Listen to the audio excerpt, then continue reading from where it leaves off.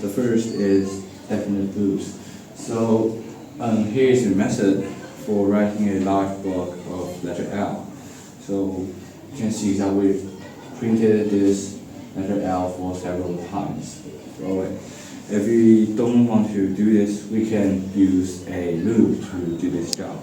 So to repeat one or more statements multiple times, we can use a construct known as a for loop.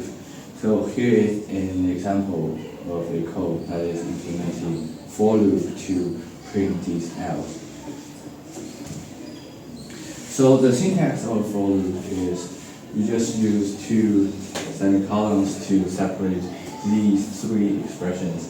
They are initialization, continuation test, and update.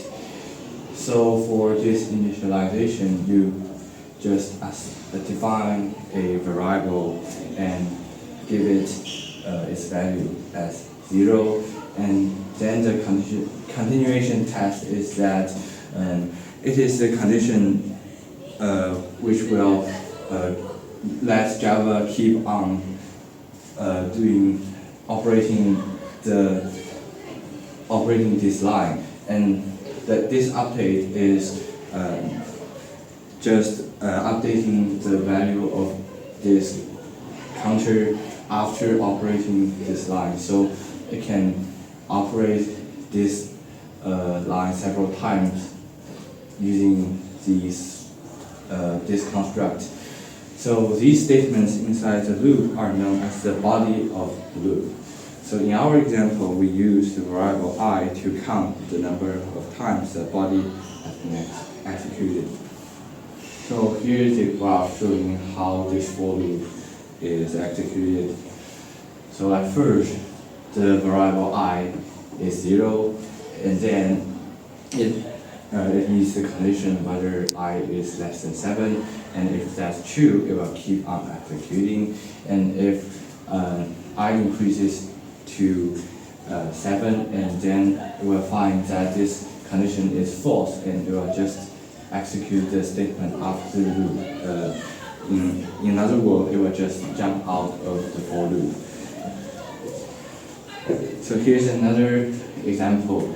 So how are we supposed to print out the even numbers from 0 to 10? So there are basically two kinds of methods. The first is we can start from 0, and we just when we update this variable I, we just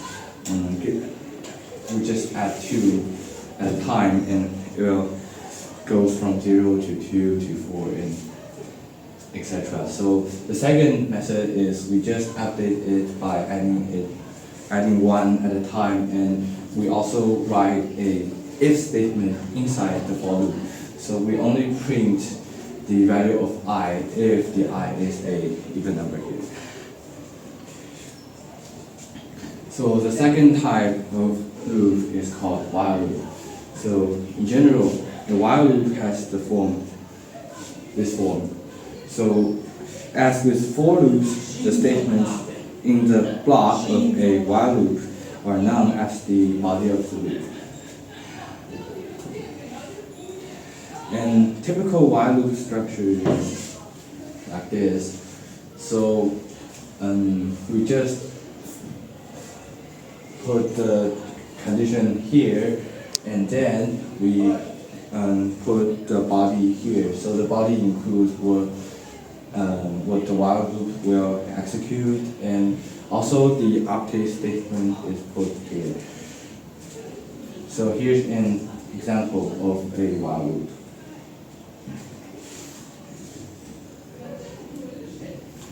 So besides while loop, there's also kind of similar type of loop that allows us to eliminate the duplicated code in the case. So this is called the do while loop. So the code in the body of the do while loop is always executed at least once. So we can see that if the condition is false at first for the while loop, so nothing will be executed inside this because we'll jump out of the while loop at the at the very beginning. But however, in the do-while loop, no matter your condition is true or false, at the very beginning, the body of the loop will always be executed at least once. And that is because the condition is after the body of the loop. So in general, a do-while loop statement has this form. So this is different from the while loop that you also need a semicolon after the condition here. So we do not need a semicolon after condition in a while loop. You can see here.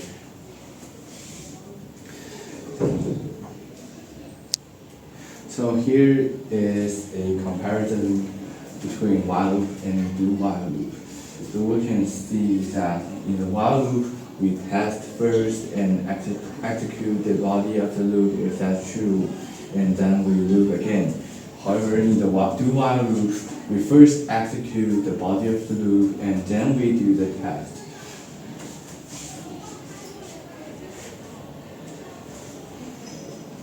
And then we need to compare for and while loops. So for while loops, they are usually infinite loops. So which means that at first we don't know directly how many times the loop will be executed.